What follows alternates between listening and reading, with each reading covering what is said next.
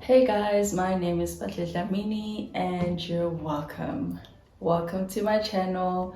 Just a disclaimer, I'm having the worst day today. Like I am in hell. But the show must go on.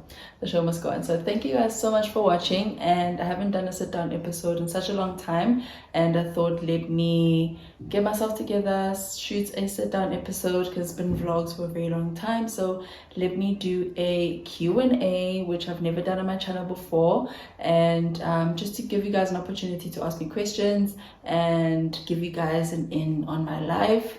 Also, I would like to thank everybody who contributed to the questions. You know who you are. Thank you so much. I really appreciate the support for this channel. This year, actually, I really want my channel to grow. I really want to make a significant increase in the subscriber count and really get to a lot of people. So please do like, comment, and subscribe. And if you do enjoy, share with your friends, share with your loved ones, and I hope that we can all come together to build this channel of ours. So with all the formalities out, let's get into the questions. So first of all, I did, well, with taking the questions, I did have a look at some of the questions, so obviously my mind will wander and think, but I didn't have a look at all of them, so majority of the questions will be on the spot in terms of answering. So let's get into the questions. Okay, so this first question is, what's your biggest fear? I think there's different categories in my fears. I'll just number them in no particular order. Firstly, I love my mom, and the loss of my favorite person would really hurt me, and I don't know how I'd process it. It's one of those things that I choose not to mentally process. So that's one of like my major fears, the loss of somebody that I really love. But another one is feeling like I don't have a sense of purpose. And I don't want to say that I pull a lot of my purpose from the work that I do, but not being able to be happy in what I do and being miserable and not seeing the light after, or like not seeing the purpose of tomorrow. Like I think that's quite scary, and not being able to provide for myself. I think that's another one.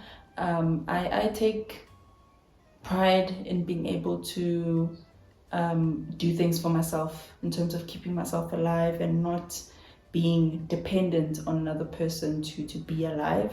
So those are the ranges that I fear: the fear of loss, and not being able to provide for myself. And I don't want to, like I said, I don't want to say that all that I do is based on the work that I do, but even if it were a change in career path or change in how I make my money, but being able to sustain myself and keep myself alive, I think that it's quite scary. It's quite scary not being able to do that. The next question is, what did you study in varsity? So I went to university, the University of KwaZulu-Natal, and I studied, so my undergrad was a Bachelor of Social Science general degree. So that meant that I had to structure my own degree. So I had two majors. I had psychology as one of my majors, which was pretty good because they gave us a broad understanding of all the different types of psychologies that exist in the discipline, and then you make your own decision which path that you want to take. And then my other major was in industrial, organizational, and labor studies, which kind of indicated the direction that I wanted to go, which was industrial psychology, because a structured degree would have been something more industrial psychology like, but because it was a general degree, I had to take the IOLS course. And for my postgraduate, my honors degree, I then did my postgraduate in industrial psychology. So I have a qualification in industrial psychology. I don't think I will go for my master's in industrial psychology and register as an industrial psychologist.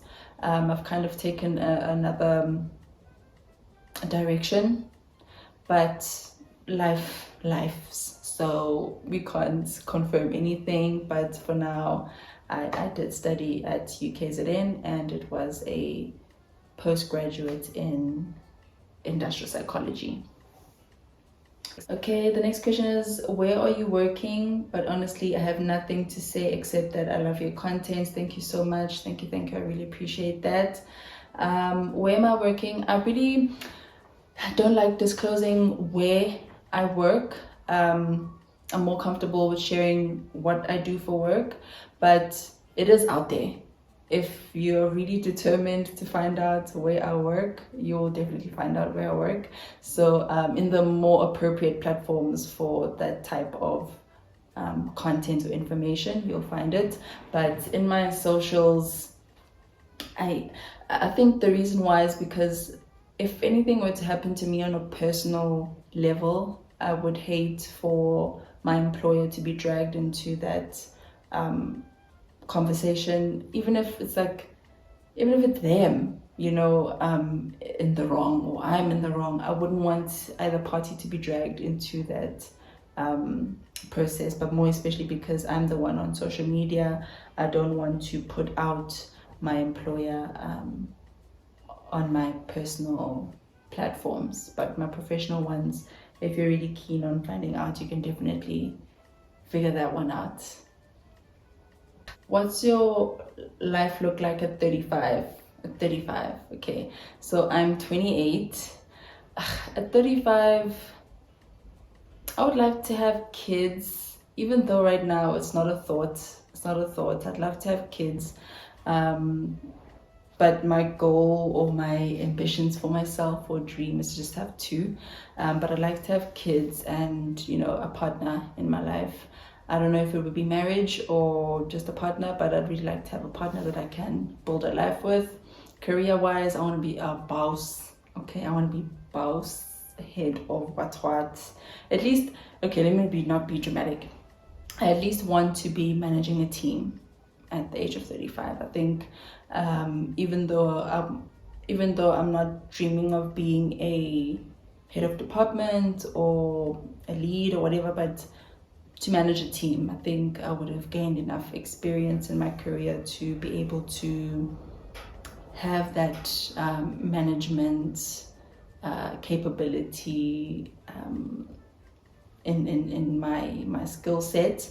I do know that managing a team is not, it's not like just because you know the job it means that you can be a manager. It's not that. You really have to have the skills to deal with people, to support people, because your job is no longer about yourself, but it's about other people's career development. So it's a difficult one.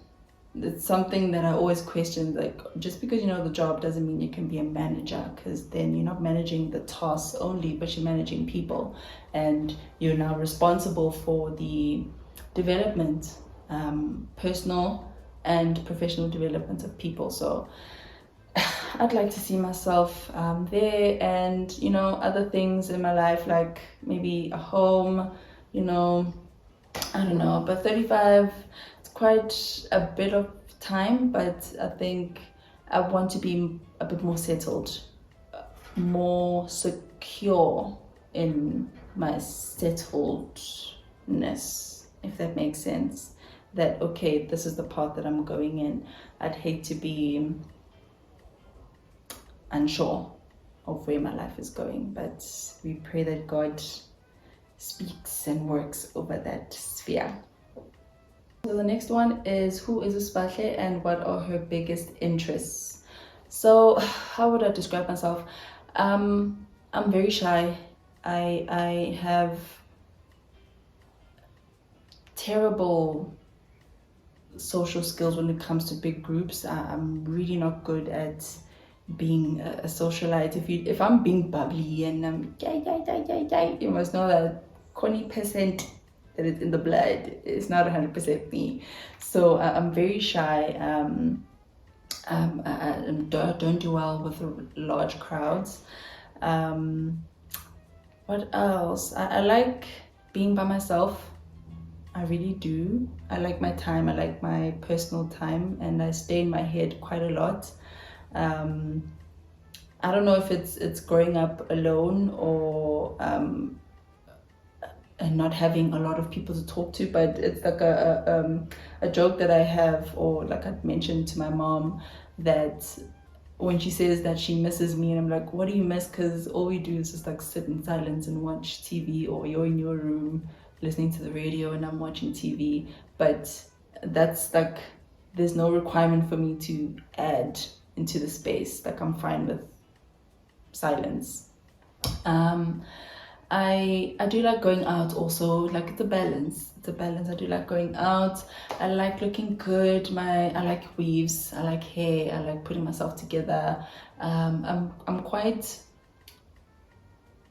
ambitious and competitive, and I kind of have to control it sometimes. So it's okay. Does your competitiveness come out negative, or is it more positive?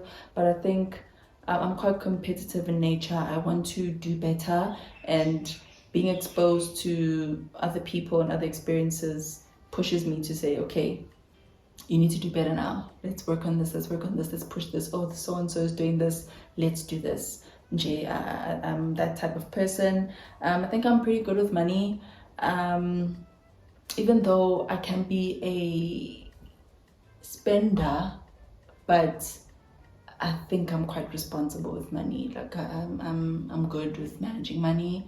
What else? What was the question? My biggest interest. I'm quite a boring person. What's my biggest interest? Right now, I'd say it's my career. I am really trying to position myself, because I do believe that your 20s are your best years. Yes, that's where you have all the energy and all of that. But it's also a time where where you're laying the foundations for your future.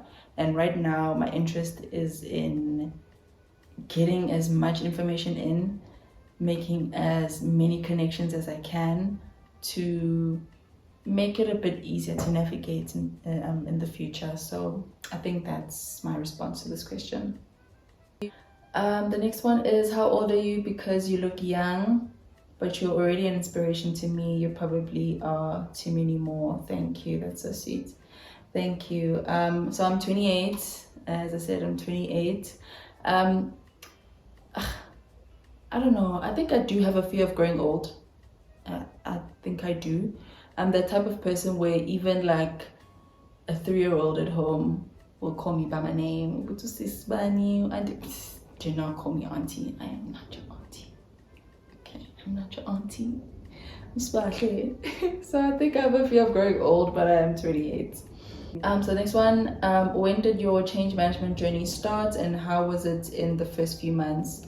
So change management for me started with my internship that I was doing at eThekwini Municipality. So that's basically where it started. I think it was a really good foundation for me, because we had an excellent senior manager who was as passionate about change management, and he kind of fed that into us, that this can be something really amazing for organizations and for people at work. So I think I was just fortunate and blessed that my career then went into the change management route. Let me read.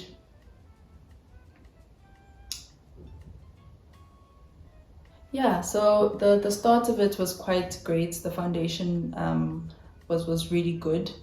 I really benefited from that experience. It really did teach me a lot, because the organization, if we're going to call it an organization, but it's two municipalities, it's local municipality, it's big. So any implementation that happened, it's at a big scale. and you know, you get thrown into the deep end, and you kind of get a sense of how you manage with tasks, how you manage with work, and how you manage with change management itself. But I really do enjoy the discipline, and I really want to make more effort in recording more videos about change management, because it's a great field. It's especially with the advancements in technology and organizations going more tech and going more digital, you know, that impacts people, and anything that has to do with impacting people. It might not only be just technology, but anything that's got to do with people having to change the way that they work, change the way that they think, and how they do things. That's change management. So I'd really recommend people to, especially students, we know the results are out. Some students are thinking about what they want to do.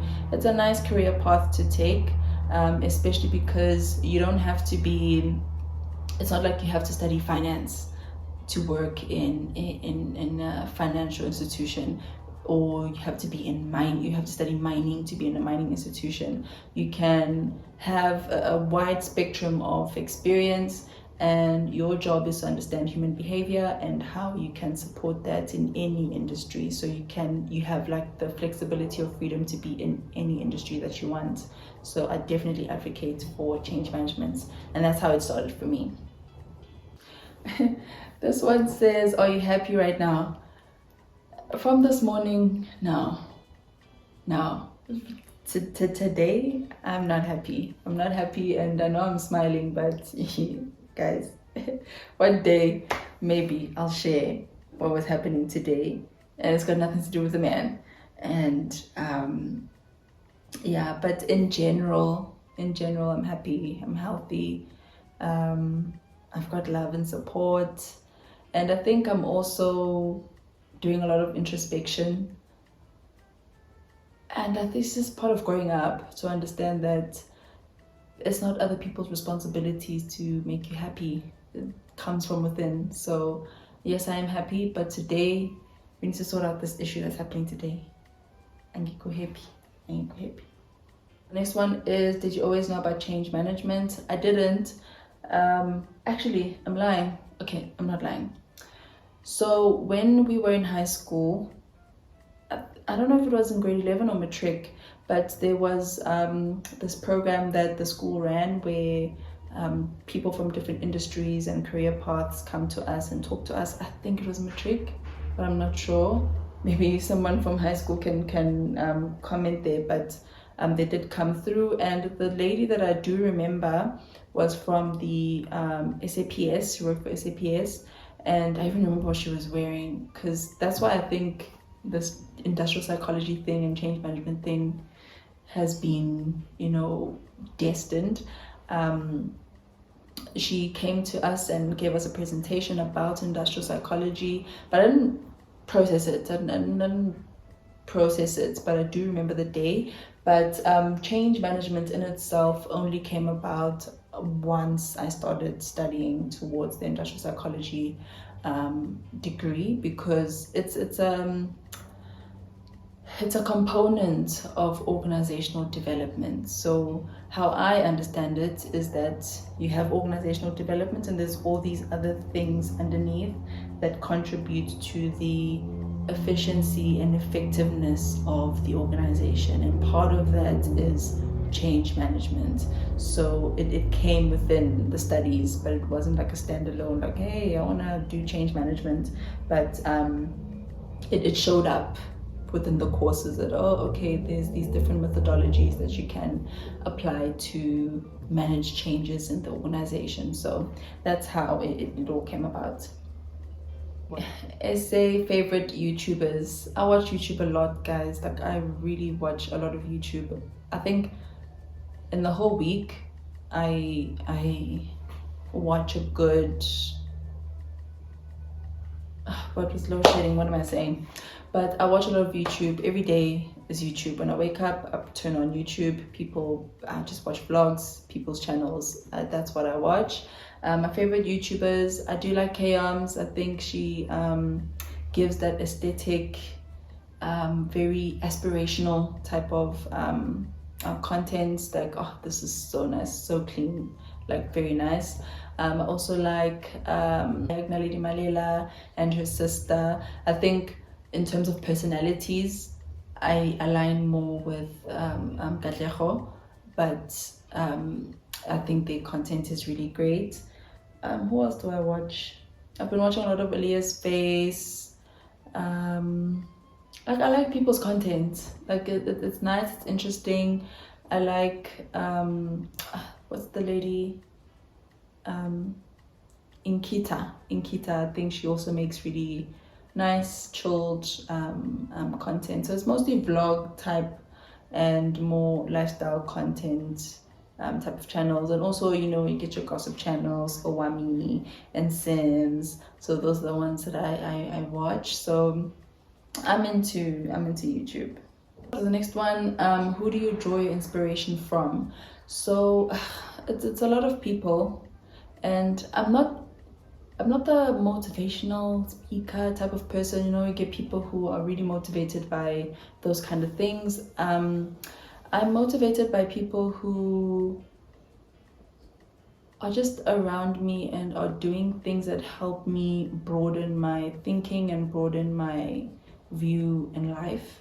I think exposure is a very important thing, and sometimes we limit ourselves, we limit our thinking and our abilities because we've never seen somebody close to us do something so incredible or do something so miraculous. I also draw strength from people who are very resilient. Like my mom is very resilient.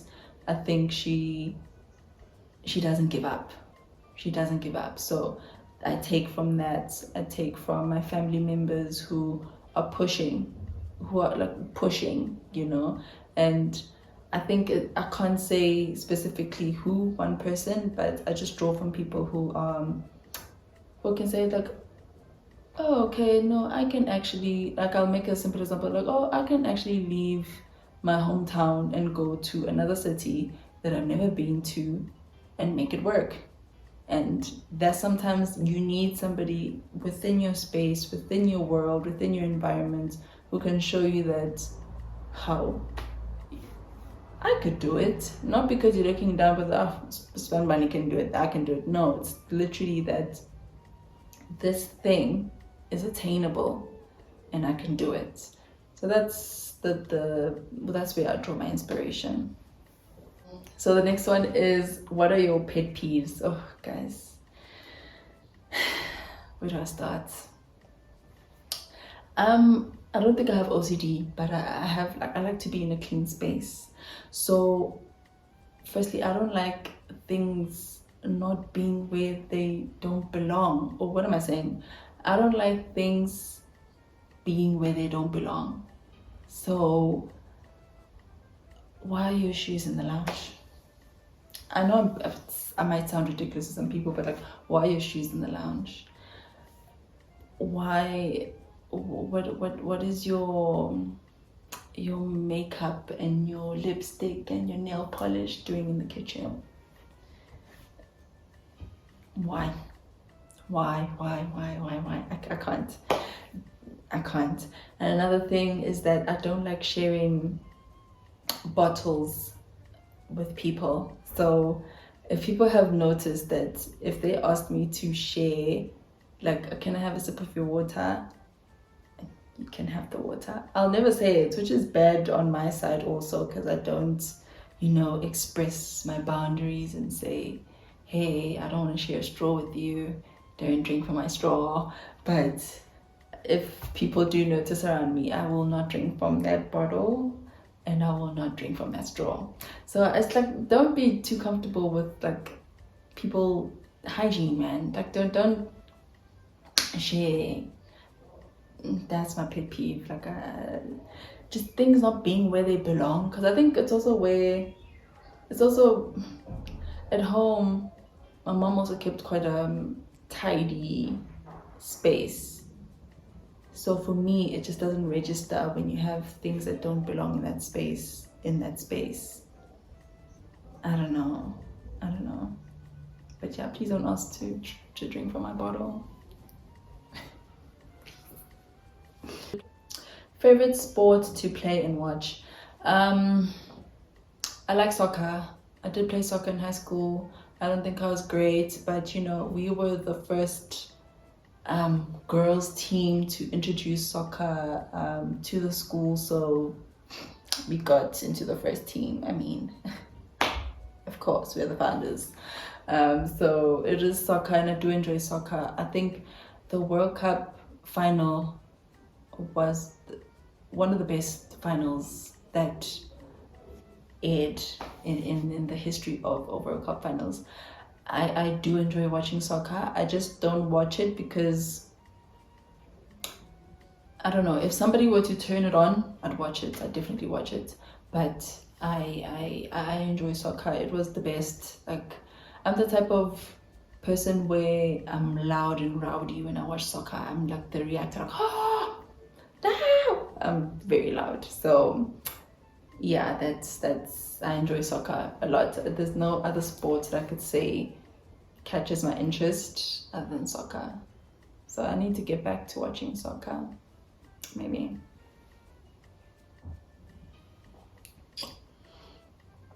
Okay, next one is, what is Superbalist saying about that endorsement deal? Girl, come on, like I shop Superbalist. You know, the tag is shop Superbalist. I shop Superbalist, and I really do like their clothes, and it's genuine. Like, when I have an event that I have to go to, my initial instinct is to go to Superbalist and look for a dress, go to Superbalist and look for pants, go to Superbalist and look for shoes. So I hope they hear you from your heart to their computers, so that they can email me for an endorsement, because I really do support that brand. They have really great brands on the platform, so it's good. Make your way there. Not a question. Love your fashion sense. Umuhle nje qha. Oh, umuhle nje qha wethu. Thank you so much. Are you an introvert or an extrovert? I'm an introvert, and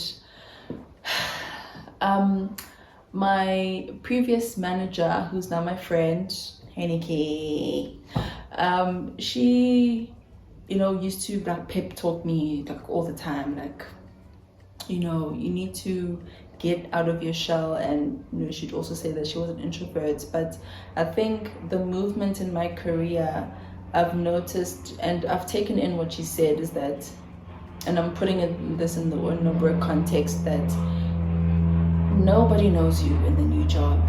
So if you know that being quiet and reserved and speaking when you're only spoken to makes it difficult for you to then do your job, because our job requires for you to speak to people. One day it could be a one-on-one session, the next it could be a workshop for 100 people. So you need to be able to speak, you need to be confident, you need to be... So moving into the different spaces, I've consciously fake it till you make it type of persona, especially at work, that you have to speak, you have to be bold, you have to be clear when you speak.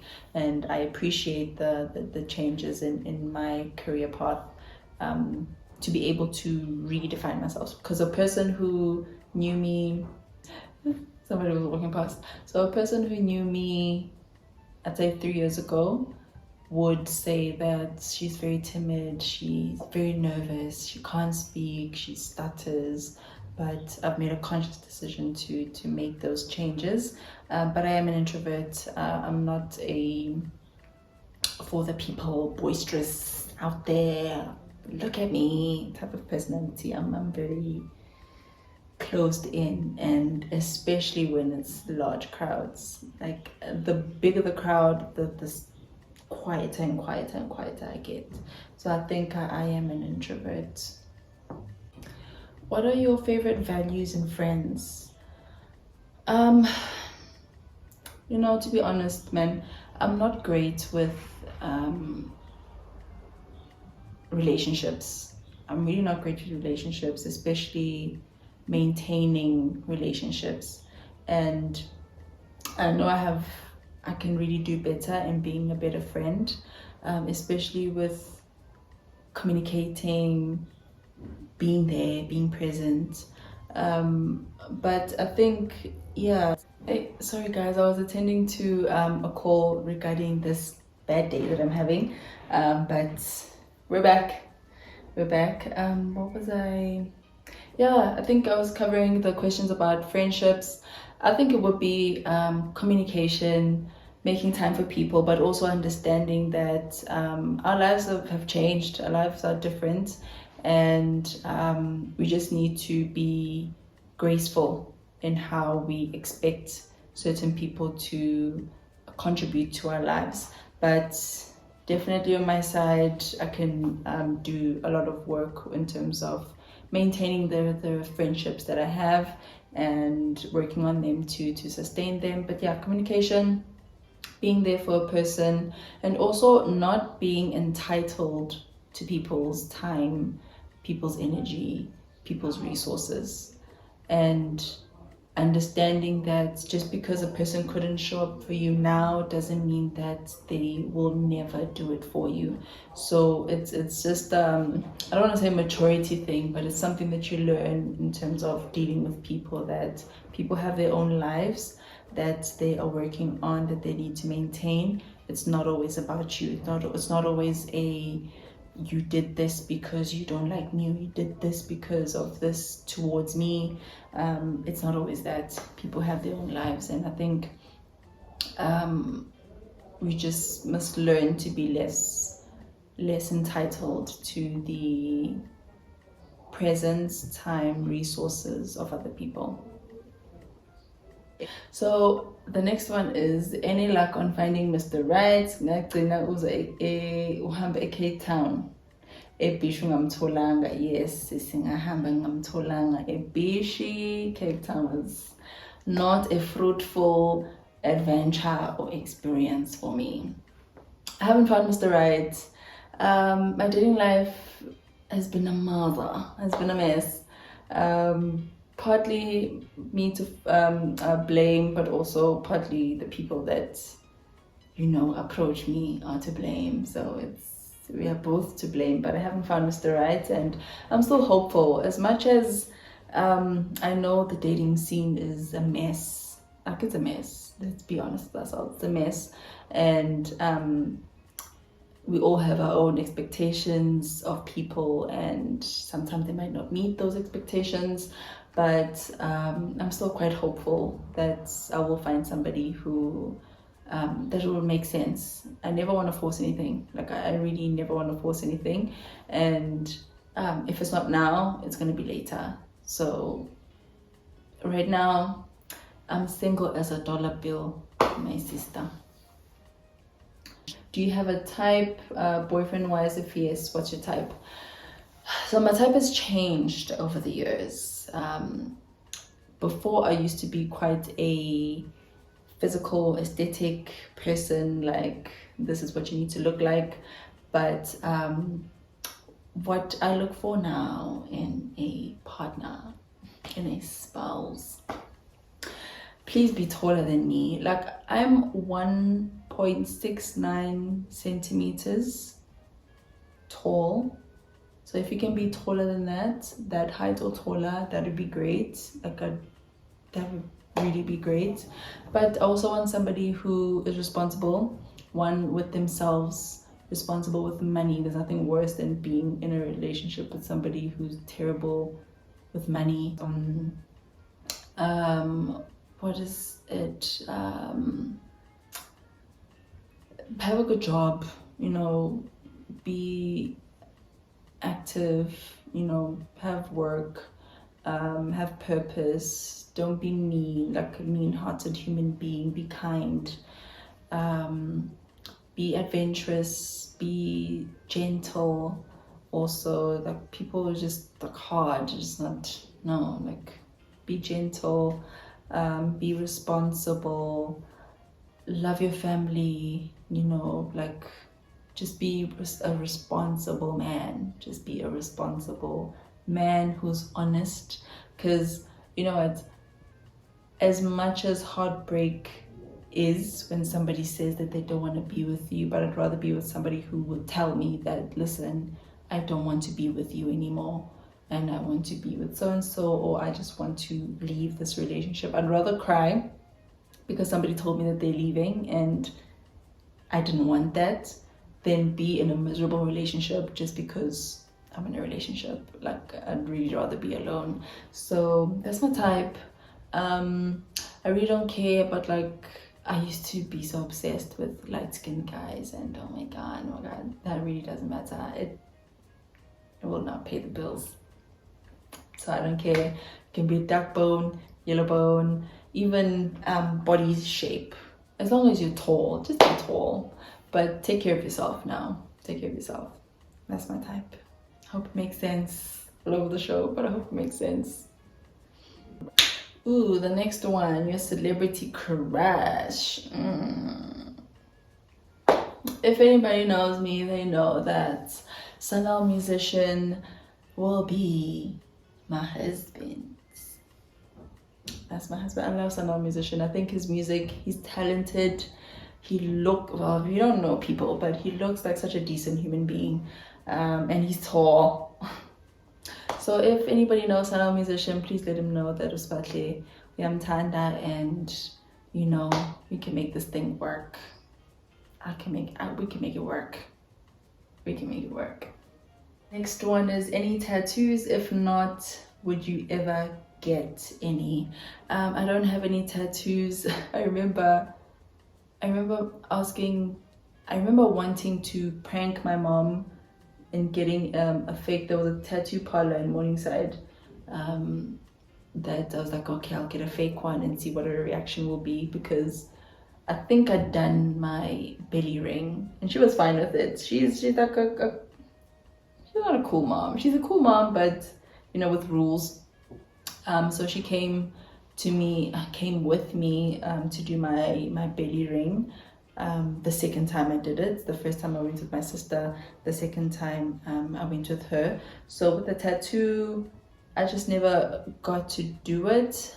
If I would have one, I think I'd put her initials, but small. I don't want a big tattoo. I think, you know what, I'll do that this year. I'll put her initials somewhere on my hands. That's something I'll do this year, actually. I'll do that. I don't have anything against tattoos. I'll get her initials, but no, I don't have any tattoos. Your version of having fun. So it's sad, but yes, my version of having fun would involve alcohol. It would involve alcohol, drinking, but being comfortable. Like, I want to be around genuine people who are happy to have me in their space, and just good music. I love house music. There needs to be, you know what my favorite scene is Vula Boot, Cooler Box, Kemche. That's my vibe. With house music, that's my vibe. Like, I simple braai, cooler box, people chatting, talking. That's my vibe. I really like that scene. Nothing hectic. I'm in my sneakers, my jeans, my jackets, chilled. Like, that's my type of scene. So I really do enjoy that. So that's my idea of fun. But we must also change it up, you know. So maybe being in different areas and spaces that will introduce me to different experiences and other types of people. So we're open to that. We're open to that. Are you a good cook? I'm a good cook. I just don't like it. I don't enjoy cooking. I don't enjoy it. I would prefer to clean. Like, even in my most tired, sick mode of myself that I could be, I'll still clean. I will not stay in a dirty space or cluttered, like you don't know where to put your foot. I would not live in that space. But cooking is not my favorite thing to do. I definitely outsource. So if anybody, is watching and you think you are my future husband, just know that cooking will not be a daily activity. Daily. I'm sorry, no, I will not cook every day, but I do cook. I'm not gonna starve, and I'm not gonna buy takeouts all the time. Life is expensive, so I do cook, but I don't enjoy it. I do make a nice meal. Like mangi misela, mama, mangi misela. I do make a nice meal, but I will not cook every day. That's not gonna happen. I'm sorry. No.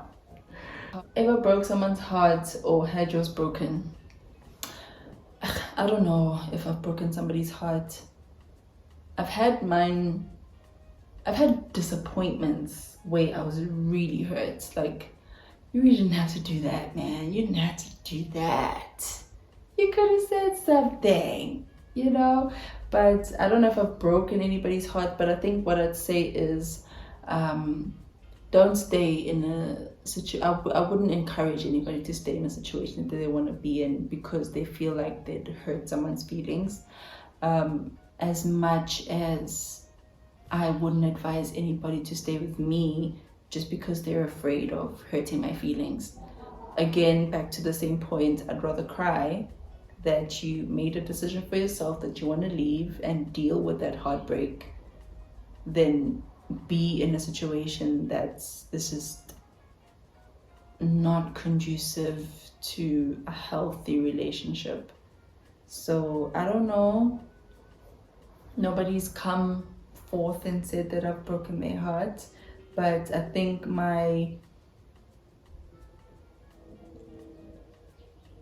I say my toxic trait? My toxic trait is to leave. I will leave. Yeah, it's not good when you're not open to fixing things, but I think that's my toxic trait. I'll leave. I'll definitely leave. Your best and worst trait. I think that's one of them. I'm not my default reaction is to remove it from my space. That's my default. So sometimes, somebody made a mistake because, you haven't spoken about things, and, this is not just romantic, but any other type of relationship, either work, family, whatever it is, that you could have had a conversation about it and fixed it, but my default is to get it out of my space. I don't want to deal with it. Let's move on with our lives. And I move on. My best trait, I think what's my best trait? As much as it would be, as much as it could work against me, but I think I'm an optimistic person. I don't think the worst of people, and that's why maybe I get screwed over so much in my life, is because I never think, why would this person wake up today and want to hurt me, and want to sabotage me or want to do something bad towards me. So I believe in people. I think it is a good trait because you just don't want to be a negative person towards life. Yes, be krele, but don't be negative. So I'd say that's my best trait. I don't know if I'm being, what could be my best trait? I don't know. I think that's what it is. I think. And I think we'll end it with this one. What are you most grateful for? I think, and I said this in my speech at my party, and I'm really grateful for my family. I'm grateful for a support structure. There's so much that you can do when you have a supportive family structure and people who actually believe in you and people who want the best for you and people who will be there if things hit the fan, because things do hit the fan. Life happens, and nobody's immune to life happening, but to know that there are people who will rather die than see me rolling in the mud. I think that is something that I am forever grateful for. You hear of people who say they don't have family, and you can't comprehend what a person is saying when they're saying they don't have family, because you have cousins, you have aunties, you have even friends that become family. You have all these people around you who can give you advice, can give you resources, can give you time, can console you when you're crying, can help you think through a problem. I cannot imagine, even though I have been saying that, right now at my age, I now need a man who's going to help me make, decisions and contribute to the decision-making process. And, but at least I have my family to back that up, because I don't have a man right now. But I can have my family who say, no, do this, don't do that, go here, don't go there. And it's a serious blessing that I don't think anybody should overlook, to have a proper support structure, because even when you make mistakes, those people are there to then secure your foundation so that you dust yourself off and continue. So that's what I'm absolutely truly grateful for, is a very loving and supportive structure in my life. That is it, guys, for my Q&A. I hope it was exhaustive for you to fully understand me as a person. I really appreciate the questions once again. Thank you so much for reaching out and engaging, and I hope that we continue to grow this channel and contribute to us getting to 1,000 subscribers. This year, guys, we're getting to 1,000 subscribers. By force, by fire, we are getting to 1,000 subscribers. So I'm also going to push on my side, get as much content, and yeah, guys, let's do this. Thank you guys so much. I appreciate you so much. I will see you guys in my next episode. Goodbye.